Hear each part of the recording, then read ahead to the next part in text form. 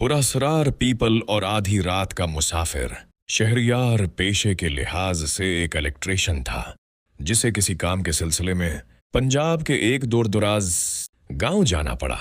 काम खत्म करते करते रात के 12 बज गए तो गांव के वडेरे ने उसे रात वहीं रखने का मशूरा दिया।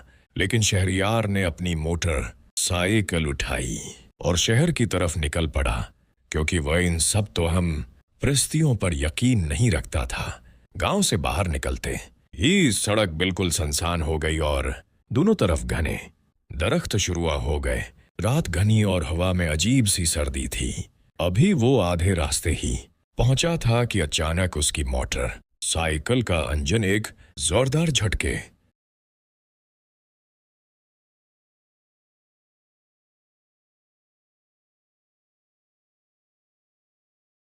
के साथ बंद हो गया।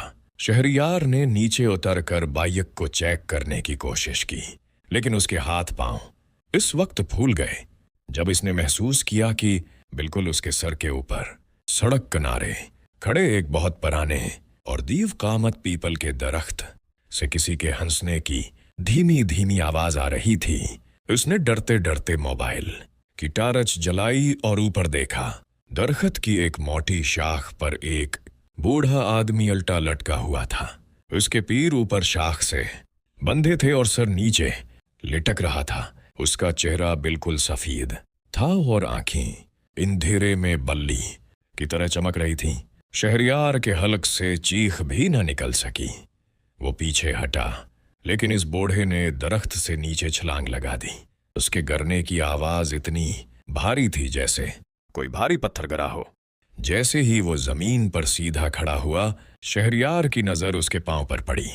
वो इंसान नहीं था, उसके पांव बिल्कुल उल्टे थे। इतनी रात को अकेले जाओगे तो रास्ते के पत्थरों से कौन बचाएगा? इस मखलूक ने एक ऐसी आवाज में कहा जो एक साथ कई लोगों की लगी। खौफ के मारे शहरियार ने मोटर साइकिल वहीं छोड़ी और पीछे की तरफ इंधाधुंध भागना शुरू कर दिया। वो जितना तेज भागता, उसे अपने बिल्कुल पीछे किसी के भारी कदमों की और हंसने की आवाजें उतनी ही करीब सुनाई देती। भागते भागते उसे दौर एक लालटीन की रोशनी नजर आई। वहां एक चौकीदार खड़ा था। शहरियार हान पता हुआ, उसके पास पहुंचा और बोला, बाबा बचाओ मुझे। पीछे पीपल के दरख्त पर कोई बुला है, उसके पांव उल्टे हैं। चौकीदार ने आराम से अपनी लालटीन ऊपर की, शहरियार की तरफ देखा और धीमे से मुस्कुराकर बोला, क्या उसके पांव बिल्कुल ऐसे थे